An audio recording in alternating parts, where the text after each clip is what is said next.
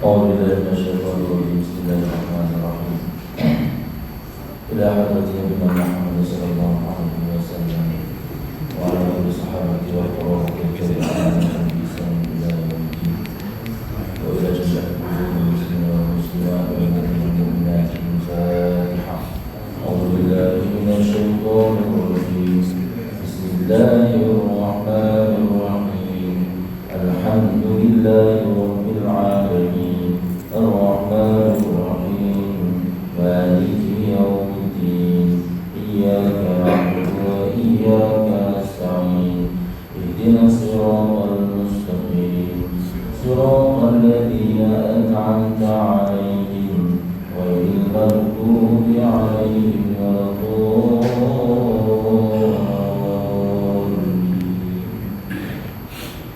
Assalamualaikum warahmatullahi wabarakatuh.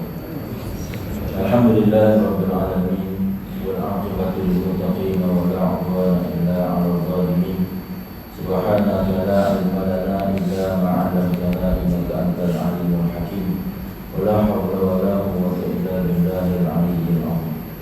May yahdihillahu fa huwal muhtadi wa may yudlil falan tajida lahu waliyyan mursyida. Asyhadu an la ilaha illallah wa asyhadu anna Muhammadan abduhu wa rasuluhu amma. Jadi muliakan Tuan Imam, Tuan Bilal, Tuan Kuasa Masjid, Tuan Kuasa Surau, tuan-tuan sudah hadir para jemaah muslimin dan muslimat rahimahumullah. Sama-sama kita rafakkan setinggi rasa syukur kepada Allah Subhanahu wa taala dengan limpah dan inayah daripada Allah Subhanahu wa taala pada pagi yang barakah ini dapat sama-sama sekali lagi kita dipilih oleh Allah Subhanahu wa taala untuk hadir di surau ini, dapat kita bersua dalam kita melaksanakan kewajipan kita kepada Allah Subhanahu wa taala dengan solat subuh. Mudah-mudahan kita mohon kepada Allah Subhanahu wa taala agar terus memberikan kita kekuatan untuk terus istiqamah melaksanakan segala perintah Allah Subhanahu wa taala dan istiqamah juga meninggalkan segala larangan Allah Subhanahu wa taala. Alhamdulillah pada pagi ini tak ada saya bersolat subuh bersama dengan tuan-tuan. Alhamdulillah mungkin kali pertama juga sampai di surau Al-Furqan ini dan diminta untuk mengisilah sedikit waktu tuan-tuan, dan juga saya mohon izin dari tuan-tuan untuk sama-sama kita mengambil sedikit sama-sama peringatan tazakir fa inna dzikra tanfa'ul mu'minin. Ini khususnya untuk diri saya sendiri dan juga mudah-mudahan juga memberikan manfaat kepada tuan-tuan. Watawassaw bil haqq watawassaw bis sabr. Jadi diminta untuk mengisi pada pagi ini sebagai satu perkongsian sajalah. Nama diberi Akhukum Fillah Zainul Abidin bin Haji Kusmin. Berasal dari bahasa Panjang Sekincan Selangor, berketurunan Melayu Jawa. Jadi diminta untuk datang ini dan tinggal di Bandar Baru Saat Tinggi. Alhamdulillah ada seorang isteri dan 5 orang cahaya mata yang masih lagi berkhidmat sebagai kaki tangan kerajaan di Jabatan Kehakiman Syariah Selangor, dan mendapat tauliah mengajar di Negeri Selangor, di Wilayah Persekutuan dan juga Negeri Sembilan. Yang jadi tauliah ni nak sebut juga tuan-tuan ni sebab sekarang ni dia kena tauliah kan. Mula cakap dia kena tauliah. Ya, alhamdulillah. Alhamdulillah mendapat pendidikan sebelum ini di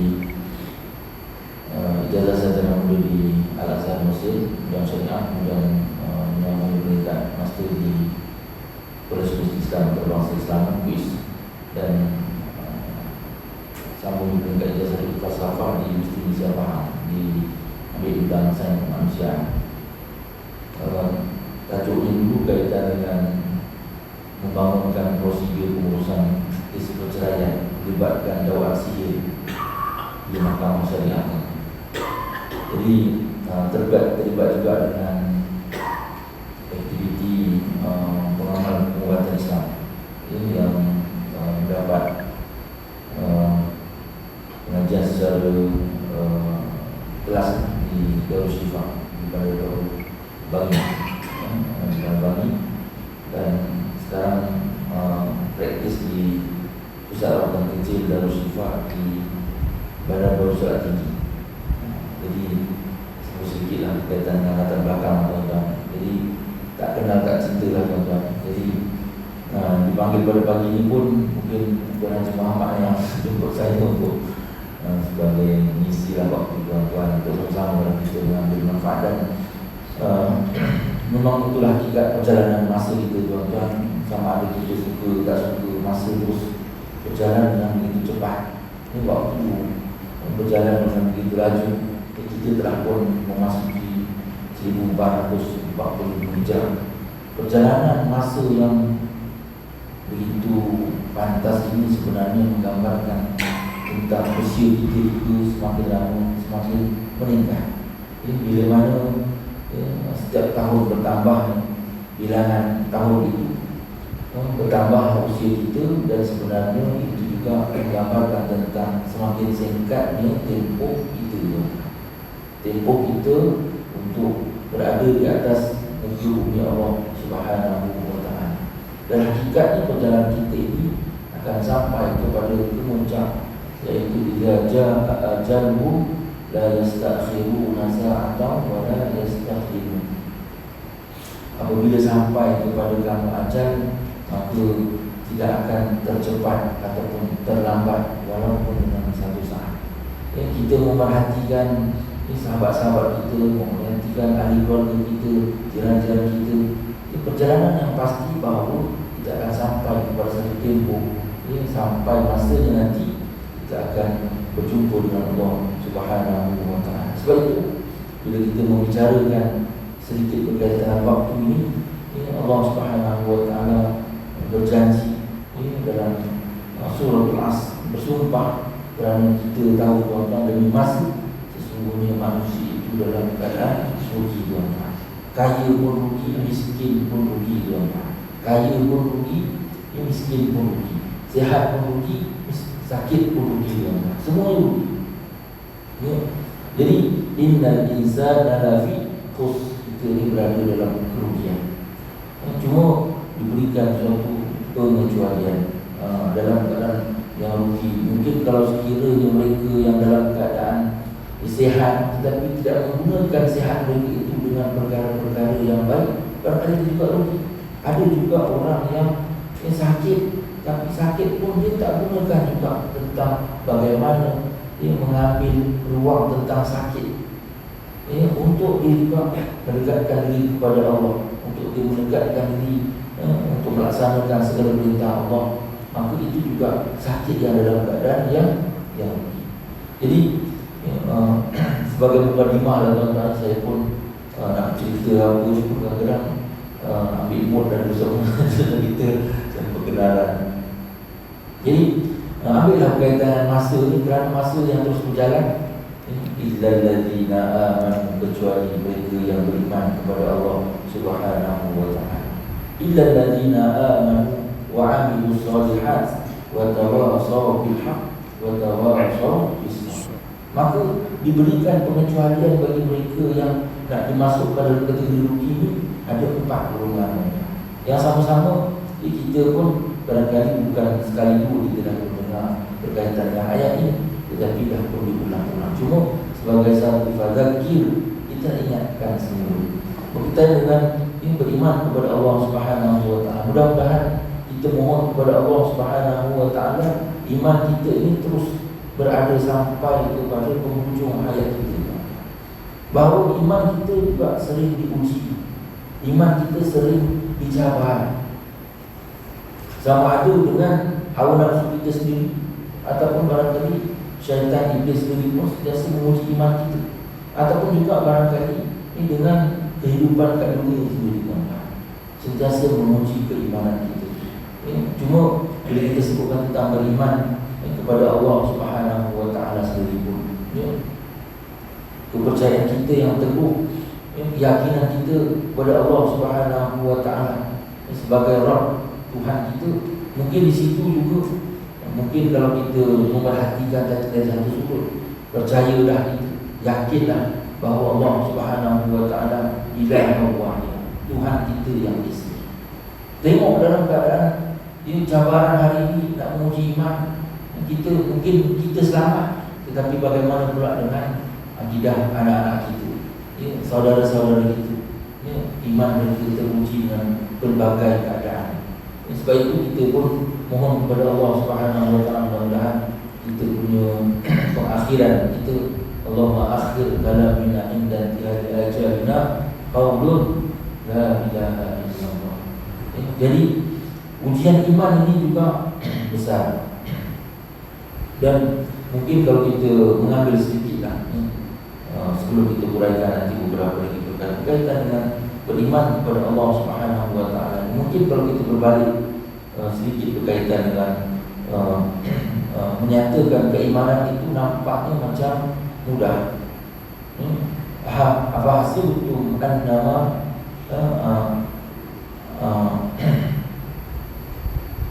hasiban nasu ayyusraku ayyaqulu amanna wa hum la yafqahun. Adakah kamu menyangka bahawa kamu boleh kata aku beriman sedangkan kamu belum diuji oleh Allah Subhanahu wa taala?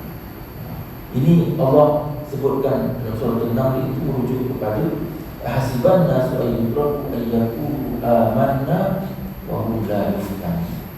Adakah kita senang-senang boleh kata kita beriman sedangkan kita belum diuji oleh Allah Subhanahu wa taala? Ujian yang kita hadapi hari ini, tuan-tuan, banyak. Ujian iman kita ni banyak. Dan iman kita ni pun yazid wa yanqus. Kadang ada iman yang meningkat. Satu ketika bila mana datangnya bulan Ramadan, terasa iman kita meningkat, tuan-tuan. Bila datang habis di bulan Ramadan, iman kita mula menurun, tuan-tuan. Bila ada seperti tertentu, kita pun naik lagi, tuan-tuan. Jadi iman kita juga boleh terbatal dengan mudah saja, tuan-tuan. Sebab itu bila kita nak jaga tentang iman, kadang-kadang iman kita tu boleh tergelincir dengan menyebabkan terbatalnya akidah kita, tuan-tuan. Mungkin hari ini dengan percakapan, dengan lisan, kan, mungkin dengan perbuatan, kadang-kadang iman kita juga boleh tergelincir secara tidak sedar. Mungkin iman kita kita rasa ialah kalau kita sama-sama menjaga iman kita itu dengan konsisten mendirikan solat, kita refresh balik kalimah syahadah itu, asyhadu an la ilaha illallah wa asyhadu anna Muhammadar Rasulullah. Sebab itu bila mana kita solat, sebagai salah satu daripada usaha untuk kita memperbaiki, merefreshkan semua syahadah kita itu, supaya itulah sebagai pengakuan kita bahawa tiada Tuhan yang disembah melainkan Allah Subhanahu wa taala. Jadi kita lihat, mungkin alhamdulillah kalau sekiranya kita ini konsisten, alhamdulillah. Tetapi kita juga harus melihat kepada generasi sahabat-sahabat kita, generasi anak-anak kita yang pada hari ini iman mereka kalau jika tidak diawasi, ia juga boleh menyebabkan mudahnya tergelincir akidah dan iman kita. Sebab itu kalau kita nak berbalik kepada tanggungjawab kita berkaitan dengan iman ini, selain daripada merujuk kepada maksud iman, iaitu Allahu ahad, qul huwallahu ahad, Allahu samad, lam yalid wa lam yulad wa lam yakul lahu kufuwan ahad.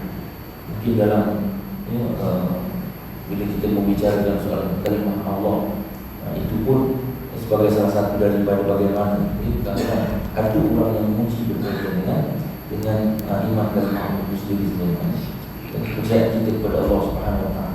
Mungkin nak menyamakan tentang maksud Allah dengan Tuhan.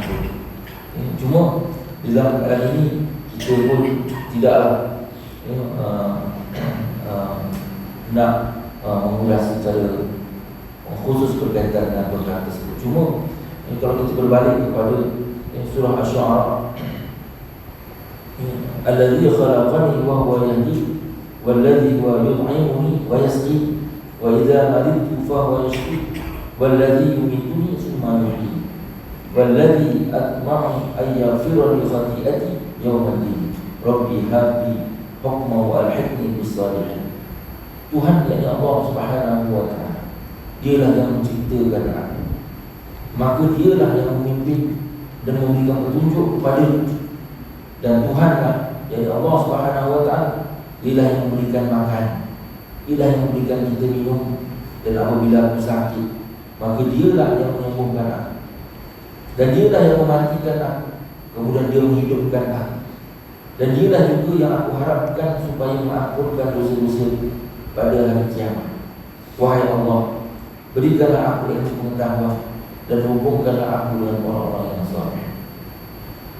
Jadi kalau kita sebutkan berkaitan dengan hakikat iman ini, dia merangkumi apa segala perbuatan kita yang kita lalui, yang disebutkan tadi, allazi khalaqani wa huwa yahdini. Allah yang menjadikan kita dan Allah lah yang memberikan petunjuk kepada kita. Dia yang mendorong kita untuk kita melakukan kebaikan. Dia membuka pintu rahmat kebaikan untuk kita mendapat keampunan kebaikan.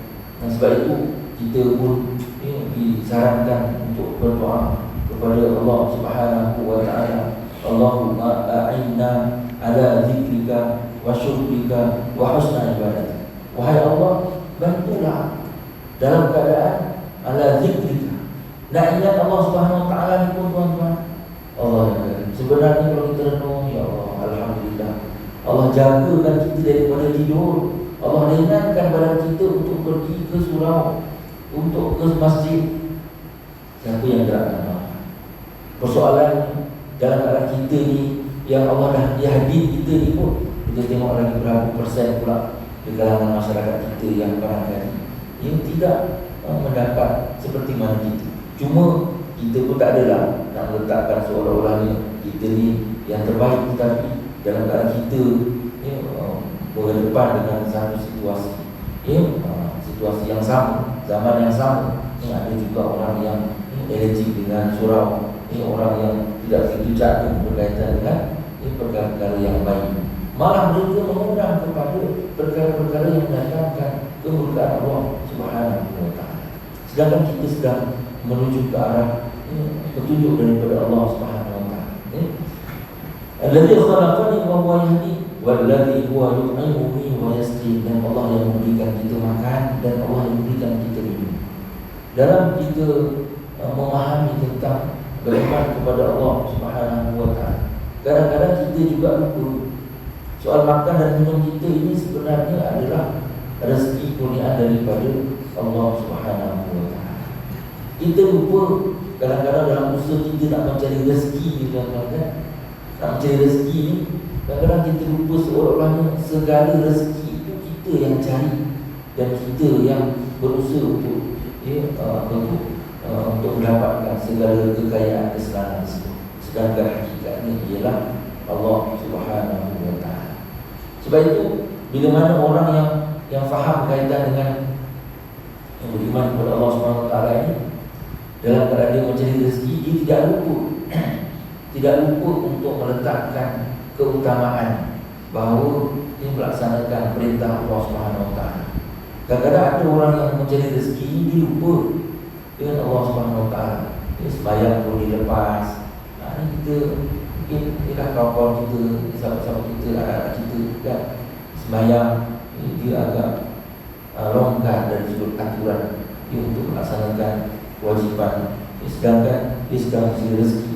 Kita tengok pula berkaitan dengan rakan-rakan kita yang terlibat dengan jualan-jualan dan sebagainya. Mungkin kat situ lah. Sebab itu saya sebutkan tadi, bila mana kita faham tentang wallazi yu'imuni wa yasqi, dan dia yang memberikan kita makan dan minum, maknanya kita tidak lupa untuk meletakkan keutamaan di dalam mencari rezeki, dalam alam pekerjaan apa pun. Jangan kita lupakan dengan Allah Subhanahu wa Ta'ala. Melakukan berdoa kepada Allah Ta'ala dan diluaskan rezeki itu, tuan-tuan. Dimudahkan segala urusan kita. Senang ke susah itu sebenarnya hakikatnya ialah Allah Subhanahu wa taala yang membukakan rezeki kepada kita. Sebab itu keyakinan ini kena letakkan. Memanglah hari ini orang kata seolah-olahnya meletakkan ikhtiar itu 100% ke atas diri, dilupa meletakkan tentang hakikatnya Allah yang memberikan rezeki. Ini jawaran-jawaran iman, jawaran-jawaran iman berkaitan dengan benda yang kita lakukan seperti mana biasa, tetapi kita lupa hakikatnya ialah Allah yang memberikan rezeki. Sama juga kalau dalam keadaan kita belajar, kita mendapat jawatan, kita mendapat kedudukan, kadang-kadang kita lupa seolah-olahnya itu adalah semuanya di bawah usaha kita.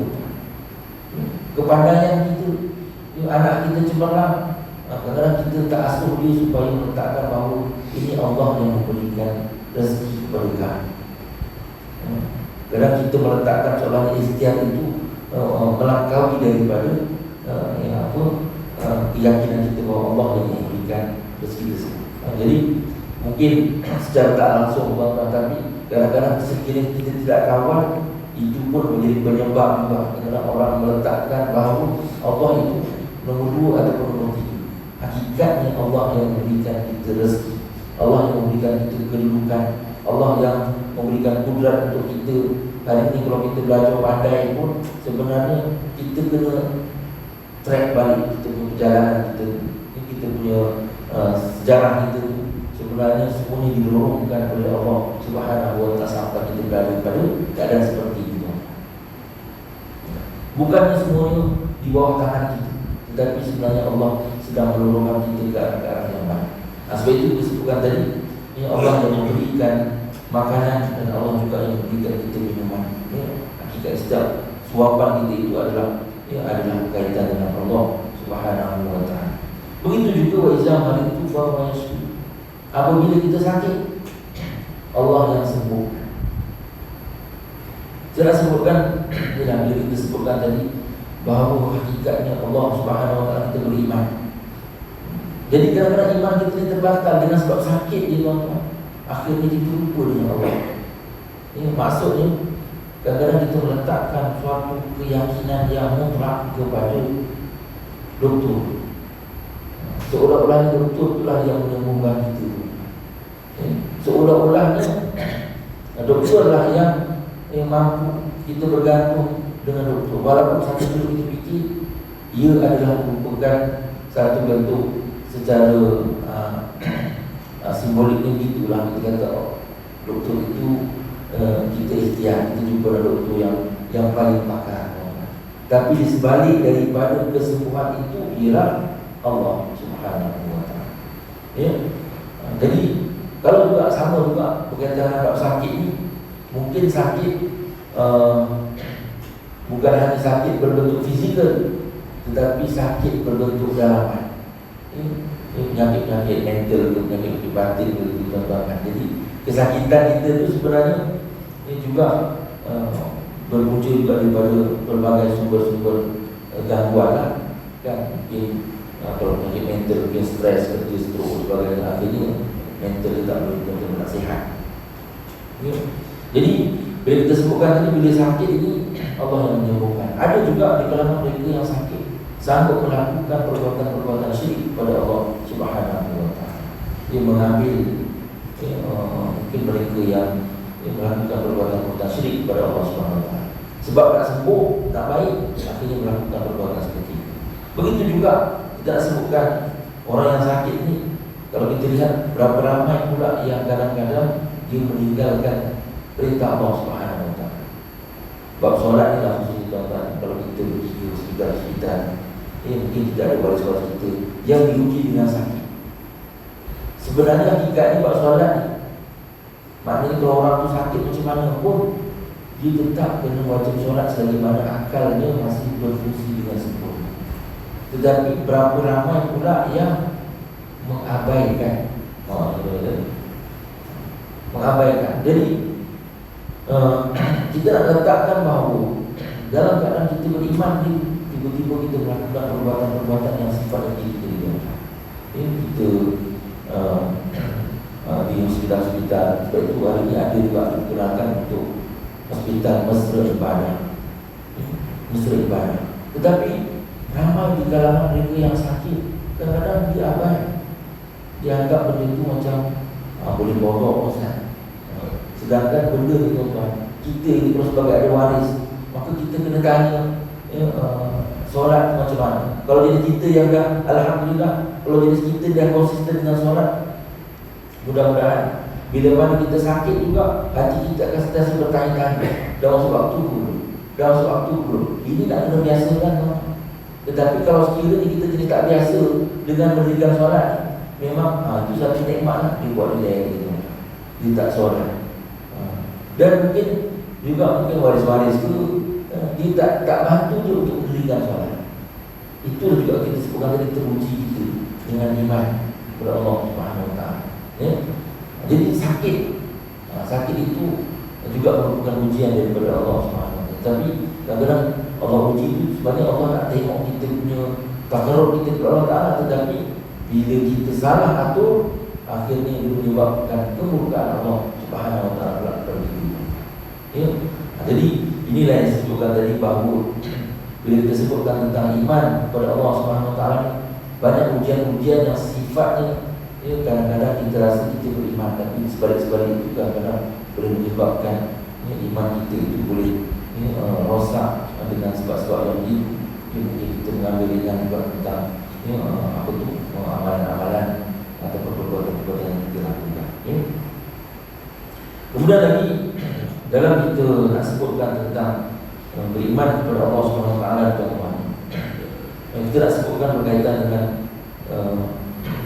memerlukan kepada adab dengan Allah Subhanahu Wa Taala. Sebab bila kita sebutkan tadi beriman kepada Allah Subhanahu Wa Taala ni, dia berkaitan dengan bagaimanakah ciri-ciri orang-orang yang beriman kepada Allah Subhanahu Wa Taala. Satu, mungkin kalau kita sebutkan tadi, kita sembah Allah Subhanahu Wa Taala, mungkin melakukan dengan kaedah solat yang itulah pengucap kepada penyembahan kita secara direct, solat. Tapi kita sebutkan tadi, ramai pula yang berkaitan dengan bab solat ini dia agak meringankan. Sedangkan itu adalah mengucap kepada pengakuan kita bila kita beriman. Ini bab solat, sembahyang ini menjadi sesuatu yang solid, tidak ada kompromi. Sembah Allah Subhanahu Wa Taala yang Maha Esa. Dalam keadaan kita diperintahkan untuk sembah Allah Subhanahu Wa Taala, tuan-tuan, kita lihat di situ bagaimana di dalam sembah Allah Subhanahu Wa Taala juga dia memerlukan kepada satu lagi kedalaman, iaitu berkaitan dengan ikhlas. Tuan-tuan, kita nak deep sikit berkaitan dengan soal bila kita beriman kepada Allah Subhanahu Wa Taala tadi, lebih uji ini kadang-kadang kita sebutkan tadi, ujian itu nampak bukan hanya besar-besar, tetapi yang kecil-kecil pun diuji juga. Bab ikhlas, iman kita dah, kita mengaku kita beriman kepada Allah Subhanahu Wa Taala, kita melakukan solat kepada Allah Subhanahu Wa Taala, tetapi di dalam itu juga diuji dengan keikhlasan kita. Allah Subhanahu Wa Taala sebutkan, berfirman dalam surah Al-Bayyinah, wa ma umiru illa liya'budullaha mukhlishina lahu-d-din hunafa wa yuqimus shalah wa yutuz zakah wa dzalika dinul qayyimah. Padahal mereka itu tidak diperintahkan melainkan supaya menyembah Allah Subhanahu Wa Taala dengan mengikhlaskan niat kepada-Nya, dan lagi tetap teguh di atas tauhid, dan supaya mereka memberikan solat serta memberikan zakat, dan yang demikian itu adalah agama yang benar. Wa dzalika dinul qayyimah. Saya nak sebutkan tadi berkaitan dengan, mungkin kita meletakkan ilal ladzina amanu, kecuali orang yang beriman, tetapi iman itu sebenarnya memerlukan kepada suatu kerja buat yang lebih dalam, yang lebih sempurna. Maknanya di situlah kita rasa iman kita, ya Allah, halusnya, nipisnya, beratnya kita punya iman. Orang kata kedudukan iman kita. Iman kita ni sihat ke tak sihat? Itu soalan dia. Jadi hari ini orang tak sedar berkaitan dengan iman dia dalam keadaan yang sakit. Kan ramai orang yang tak berapa nak sedar, kan? Mungkin di kalangan kita pun boleh sebutkan tadi, iman kita sakit, kita rasa kita beriman, Tetapi bila disebutkan wa ma umiru illa liya'budullaha mukhlishina lahu-d-din, berkaitan dengan ikhlas pula. Allah ya. Sampai ke tidak bahawa Allah SWT memerintahkan kita melaksanakan perintah Allah SWT itu dengan ikhlas. Letakkan kedudukan ikhlas ni pun Allah SWT ini berkaitan dengan soal hati. Ikhlas ni kita dengan Allah SWT yang tahu.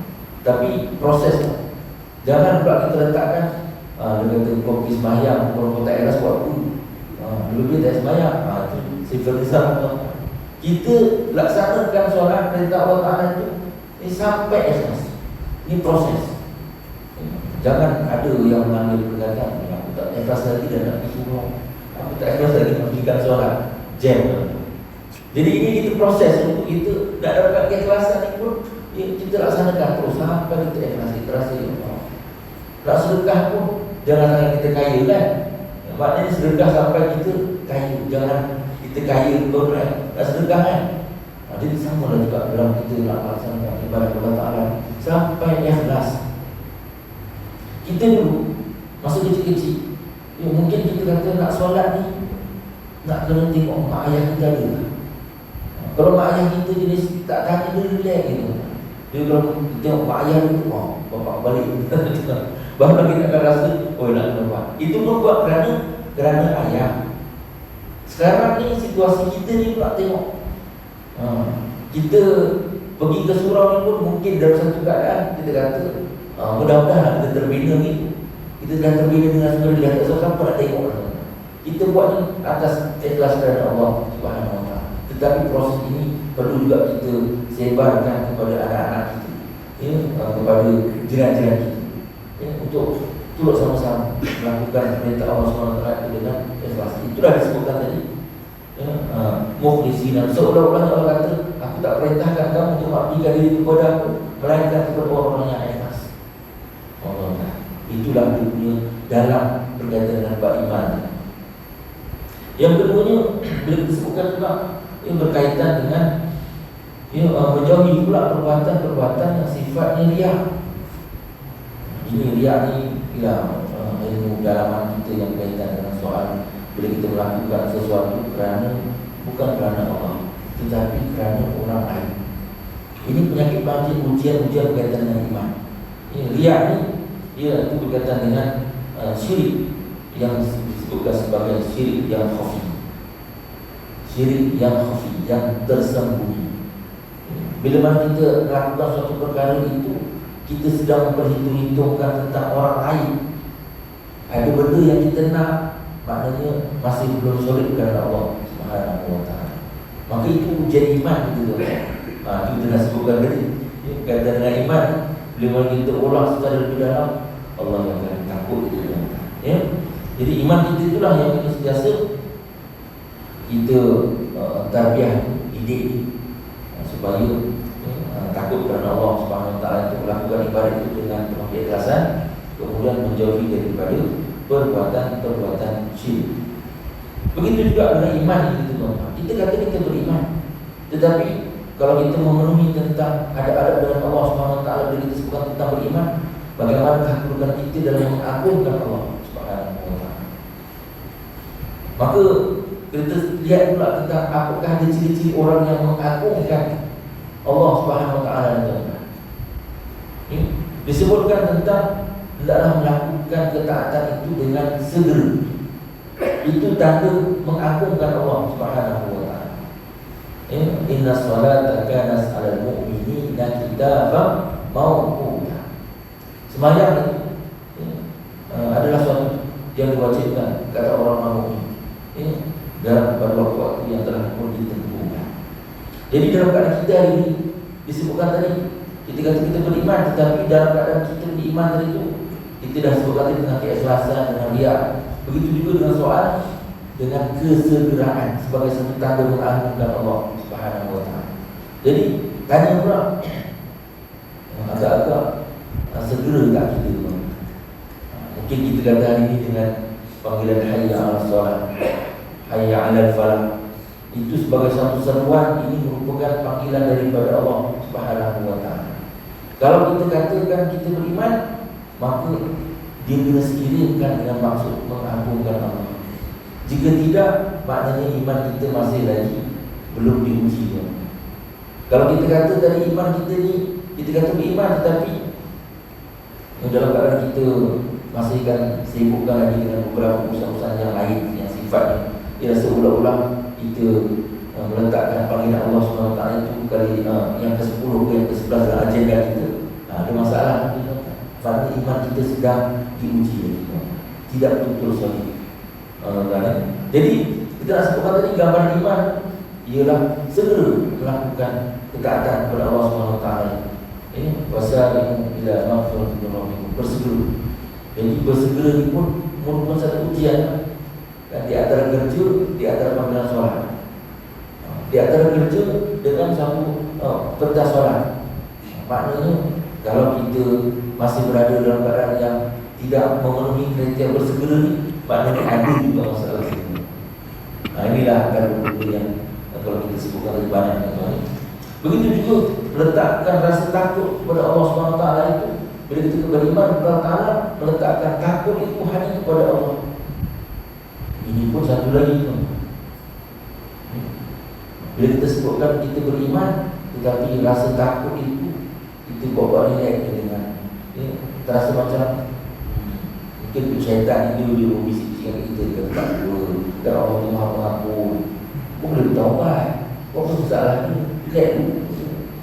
Malah masih muda ke kan.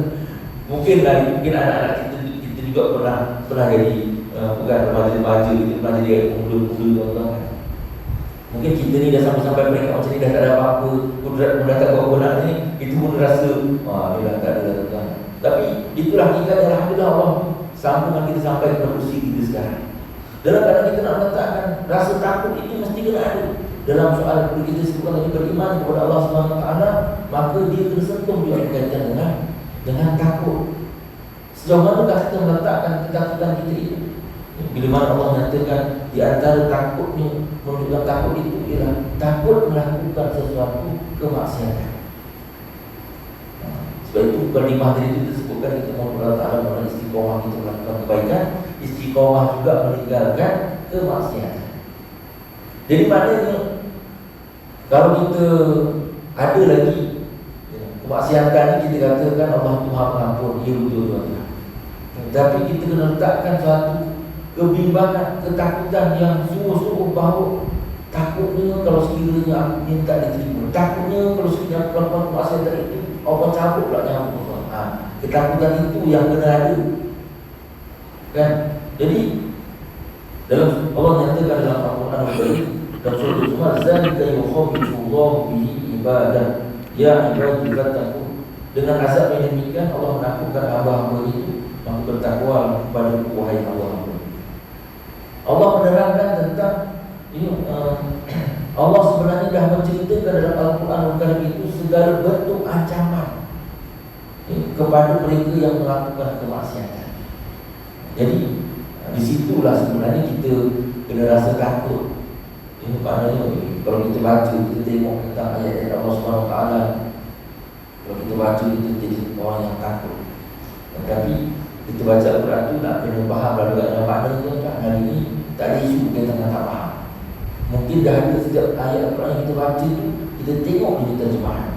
Kat situ kita pun sekurang-kurangnya kita tahu apa sebenarnya maksud ayat tersebut. Nak soal tafsir, mungkin kita akan panggil mufassiri, para asatizah yang faham berkaitan dengan mentafsirkan ayat ini.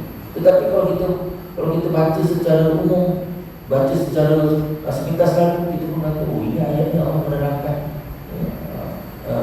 ayat-ayat yang sifatnya jelas. Dan kalau kita kalau kita baca dalam surah Al-Sajdah kan, kita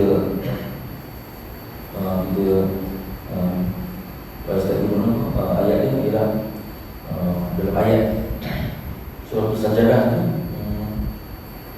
kalau misalnya Muhammad,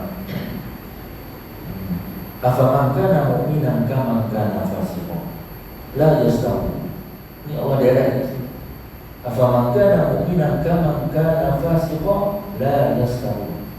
Amma alladhina amanu wa 'amilus solihati falahum jannatul ma'wa nuzulan bima kanu ya'malun. Wa ammal ladzina fasaqu fama'wahumun nar kullama aradu an yakhruju minha u'idu fiha wa qila lahum dzuqu 'adzaban nar alladzi kuntum bihi tukadzibun. Ini Allah mengatakan tentang perbezaan antara afamakana mu'minan kaman kana fasik. Adakah sama antara orang yang beriman dengan orang yang fasik? Afamakana mu'minan kaman kana fasik. Allah tanya, Allah jawab, la yastawi, tak sama. Jadi itu pun beriman dan fasik saja. Jadi kat situlah cabaran kita dalam keadaan kita beriman. Kalau ada unsur fasik ni dia jadi kacau juga. Amal ladzina amanu wa 'amilus solihati falahum jannatul ma'wa. Bagi orang yang beriman, Allah tempatkan di dalam jannatul ma'wa. Nuzulan bima kanu ya'malun, dan dia beramal dengan apa yang telah diturunkan oleh Allah SWT. Wa amal ladzina fasaqu, tetapi bagi orang yang fasik pula, wa amal ladzina fasaqu fama'wahumun nar, akan dimasukkan ke dalam neraka Allah Subhanahu wa taala. Wa amal ladzina fasaqu fama'wahumun nar kullama aradu an yakhruju minha u'idu fiha. Seolah-olah dia kata apabila itu akan masuk dalam neraka, apabila mereka itu berkehendak untuk keluar daripada api neraka itu tuan-tuan, u'idu fiha, maka dia akan ditarik dan masuk ke dalam neraka seperti mana kawah. Wa ma'dhuna ulama aradu an yakhruju minha u'idu fiha wa qila lahum, maka dikatakan kepada mereka itu zuqu azaban nar allazi kuntum bihi tukadzibun. Dia kata engkau rasakanlah apa yang telah berkau dustakan selama. Mudah-mudahan kita tidak menjadi orang-orang yang mendustakan agama kita. Kita menjadi orang yang sentiasa mengambil positif, memahami tentang agama. Inilah benda yang kita nak sebutkan tadi berkaitan dengan ujian iman. Yang kita nak sebutkan tadi ini berkaitan dengan kalau kita beriman, kadang-kadang perkara yang kita nampak macam kecil ni, kalau kita tidak awasi dengan perbuatan-perbuatan fasik, dengan perbuatan-perbuatan kita melengah-lengahkan, dan perbuatan kita pun rasa tak rasa takut yang mutlak kepada Allah Ta'ala pun, dia sebenarnya merupakan ujian-ujian iman yang buat kita ni. Kita akan habis dalam 15 minit. Okey, sekali kita sebutkan tadi itu illal ladzina amanu. Tadi satu tuan-tuan. Bila kita sebutkan beriman, itulah betul-betul ujian yang kita sebutkan tadi. Orang-orang yang untung ni ialah mereka yang betul memahami maksud iman. Dia takut dengan sebenarnya iman, ikhlas melakukan ibadah, dia terus melakukan keagungan Allah SWT. Mudah-mudahan kita terus berada dalam kelompok-kelompok yang mendapat keuntungan bila iman kita itu solid, dia berprestasi. Wa 'amilus solihat. Mungkin iman kita settle, alhamdulillah. Teruskan dengan wa 'amilus solihat. Sebagai salah satu daripada kelompok yang kita nak dikecualikan daripada orang yang rugi tuan-tuan ialah wa 'amilus solihat. Dia amal soleh ni iman saja tak cukup tuan-tuan, tapi dia kena disertakan dengan wa 'amilus solihat, beramal soleh. Beramal soleh ni sebenarnya ialah perbuatan-perbuatan yang sifatnya baik. Amal soleh itu mampu memudahkan usaha-usaha manusia. Dia bercakap, dia melakukan perkara yang sifatnya memberikan kebaikan. Dan kita hari ini alhamdulillah, ialah ini antara bila mana Allah turunkan Islam, agama, tapi di situ juga disertakan juga dengan Nabi. Kita tak ada isu berkaitan dengan amal soleh, sebab semuanya telah pun diterjemahkan oleh baginda Nabi sallallahu alaihi wasallam. Dalam surah dalam surah Al-Kahfi, innal ladzina amanu wa 'amilus solihati kanat lahum jannatul firdausi nuzula khalidina fiha la yabghuna 'anha hiwala. Qul law kana al-bahru midadan li kalimati rabbi lanafidha al-bahru qabla an tanfadha kalimatu rabbi walau ji'na bimithlihi madada. Qul innama ana basyarun mislukum. Allah Subhanahu wa taala menurunkan Nabi sallallahu alaihi wasallam ini diutuskan daripada kalangan manusia. Maka Nabi sallallahu alaihi wasallam itu diutuskan dalam keadaan dia tahu, kita tahu sejarah kelahiran Nabi sallallahu alaihi wasallam itu daripada perut seorang wanita. Juga Nabi sallallahu alaihi wasallam itu berada di fasa kanak-kanak, masa bayi, fasa kanak-kanak, fasa remaja, fasa pemuda, fasa berkahwin, fasa berniaga, fasa bersosial. Semua itu ana basyarun mislukum. yuha ilayya annama ilahukum ilahu. Maka setiap daripada perbuatan kita ni semuanya ada dalam hadis Nabi sallallahu alaihi wasallam yang menceritakan tentang apa kesulitan-kesulitan kita. Hatta kalau kita kata atau berpolitik pun kalau kita nak sebutkan hari ini, kan kadang-kadang di situlah cabaran-cabaran kita. Ini dalam apa? Kalau kita buat rumah tangga pun masalah juga kalau jadi tidak berbalik kepada apa yang Nabi SAW ajarkan. Ambil soalnya mungkin dalam bab soal rezeki, kan, bab soal nafkah, bagaimana apa itu apa yang melibatkan soal berbuat baik dengan isteri. Ini semua telah bercontoh oleh Nabi SAW. Dan realitinya hari ini berlaku masalah dalam bab ambil soalnya. Bila kita lihat tentang peratus perceraian dalam rumah tangga ini pun menjadi sesuatu yang sangat-sangat menakutkan kita. Selama adalah kisah yang tertinggi kaitan dengan kisah perceraian. So kita nak berbalik dari mu'amilus salihat ini. Kadang-kadang kita sebutkan tadi, nak masuk dalam kelompok orang yang untung ni, dia kena tengok kepada soal wa'amilus salihat. Kalau kita baik dengan kawan, tapi kalau jadi kita menzalimi isteri, kita sepak terajang isteri, ceraikan isteri, menganiaya isteri, sebab kita terlibat dengan di mahkamah ni, kita ni buat rumah tangga ni, pengabaian terhadap nafkah kepada isteri, kepada anak-anak. Jadi complicated yang berlaku ni menggambarkan tentang mu'amilus salihat. Mungkin kita selesai. Macam mana gitu? Itu cerita bab munakahat, bab muamalah. Itu semuanya adalah kaitan dengan bab mu'amilus salihat.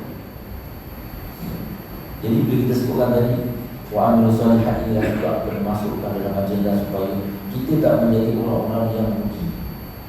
Jadi bila kita sebutkan mu'amilus salihat, maka bukan tadi lah datang pada soal yang disebutkan tadi apa munakahat, muamalah. Kata kemudian tadi lah, kalau kita kata sebutkan ini konsep kita nak menjadi pemimpin, kita nak menjadi ketua keluarga, kita kena banyak mu'amilus salihat. Jadi kita berlaku jujur. Ini benda yang prinsipnya mu'amilus salihat. Kemudian mudah-mudahan kita terus mempraktiskan mu'amilus salihat ini dengan sebaik-baiknya. Carilah banyak sumber-sumber hadis Nabi SAW yang menggambarkan mu'amilus salihat. Kemudian yang ketiga kita nak ambil ialah wa tawassaw bil haq. Dia kena sampaikan juga. Ad-din nasihat kena sampaikan. Dia bukan hanya yang ada tauliah, yang tahu yang ini kena bercakap macam ini, dia kena ada tauliah. Tapi kita nak cakap dengan kawan, nak komunikasi, nak kena berpesan-pesan ni tak perlu tauliah. Bapa nak cakap dengan anak tak perlu nak tauliah. Sampaikan kepada anak-anak untuk memperbetulkan. Jangan rasa letih, jangan rasa jemu untuk memperbetulkan. Mungkin anak dia masih kecil kan, tapi dia dah besar pun tanya dengan dia, dah solat dulu, tanya gitu kan. Ini komunikasi. Tapi konsep ni ialah sampaikan. Cuma sampaikan ini pun kadang-kadang dia kena ada masalah komunikasi dia. Metod cara penyampaian itu sebenarnya penting. Kan, nak tegur isteri pun, nak kena tegur tu kena buat bertenang, ambil masa sikit tuan-tuan. Jangan kita kata mentang-mentang kita kata tuan-tuan sabil haq. Sampaikan dengan benda yang benar. Bila mana salah aturan ni, orang nampak yang benar pun jadi jam. Ini maknanya sikit penyampaian. Memang ini skill communication lah nak bercakap kan. Kita pun sedang belajar juga ni. Kita cuba untuk memperbaiki, nak tegur kawan, nak tegur EJK, nak tegur jiran. Saya sebenarnya bukan apa, saya nak tegur sikit. Jangan tegur dia secara tegur kami itu memanglah kalau dia bukan air dan sebagainya. Jadi kalau betul komunikasi, insya-Allah. Wa tawassaw bil haq. Dan yang terakhirnya ialah dalam kita nak menyampaikan benda yang baik ni tuan-tuan, pasti akan ada cabaran. Ini benda yang wajib. Sunnah. Kita nak buat baik ni, mana ada orang suka tu? Mana ada orang suka? Jadi bila kita kata ramai yang tak suka ni, Allah letak kata tentang wa tawassaw bil haq, sampaikan sama. Oh ya kan. Inilah kita nak masuk dalam kelompok orang yang untung ni, kena sabar lebih lah. Sabar. Hati pun tak mudah koyak. Kadang-kadang kita tenang dia kata ya begitu. Tapi setakat mana kita boleh tahan? Kalaulah Nabi SAW itu mempunyai jiwa yang lemah, nescaya Islam tak akan sampai begitu. Para sahabat jiwa-jiwanya dia merajuk dan sebagainya, mungkin Islam tak sampai begitu. Jadi sebab itulah dalam kita sama-sama bila kita mendapat nikmat yang paling besar iman dan Islam, kita juga perlu terus membawa maksud iman dan Islam itu kita sampaikan, dan kesabaran kita dalam mendepan ujian-ujian berkaitan dengan iman dan Islam yang kita bawa tuan-tuan, sampaikan dengan penuh kesabaran. InsyaAllah mudah-mudahan kita di kalangan orang-orang yang beruntung. Jadi mungkin itu sekadar mukadimah lah tuan-tuan, tuan-tuan ini. Sambil-sambil saya nak cerita tentang diri saya lah juga tuan-tuan. Sebab bila saya cerita ni bermakna saya sedang dalam proses membetulkan diri tuan-tuan. Kita tak solid, banyak benda yang kita tak selesai. Mungkin ini sebagai satu pembuka minda saya, pembuka minda tuan-tuan. Mungkin kalau tuan-tuan dah tahu, kalau Ustaz pertama dia cakap ni kan, betul tuan-tuan, saya akui benda ni dia tidak semudah apa yang saya cakap. Tapi soalnya bagaimana kita nak melaksanakan, memenuhi tentang maksud-maksud dalam surah Al-Asr tersebut. Jadi mudah-mudahan kita mohon kepada Allah Subhanahu Wa Taala akan memberikan kita kekuatan. Allahumma a'inna ala zikrika wa syukrika wa husna ibadatika. Jadi hamba Allah yang baik itu tuan, dia juga kena doa. Dia bukan mudah, sebab proses itu dia memakan masa, memakan kesungguhan, kena ada kekuatan. Itu yang kita kata Allahumma a'inna ala zikrika. Allah bantu kami. Ini minta kita, Allah bantu kita tuan-tuan ya.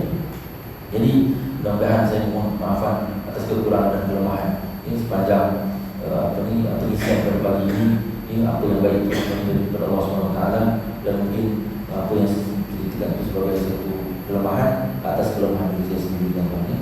Ini aku qouli hadza wa astaghfirullahaladzim wa lakum. Wassalamualaikum warahmatullahi wabarakatuh. A'udzu billahi minasyaitonir rajim. Alhamdulillahirabbil alamin wassalatu wassalamu ala rasulillah. Allahumma ja'alna minal ladzina yastami'una al-qawla fattabi'una ahsana. Rabbana iftah bainana wa baina qaumina bil haqq wa anta khairul fatihin. Allahumma faqihna fid din wa 'allimna ta'wil wa hdina ila siratal mustaqim. Allahumma nawwirna bi nur 'ilmika wa ba'idna bi siyati rahmatika ya rahim. Allahumma arzuqna fahma nabiyyi Muhammadin mursalin wa ilham al-malaikati bi rahmatika ya rahim. Allahumma rabbana atina fid dunya hasanah wa fil akhirati hasanah wa qina adzabannar. Sallallahu alaihi Muhammad wa ala alihi wa sahbihi wa sallam. Walhamdulillahi rabbil alamin. Wallahu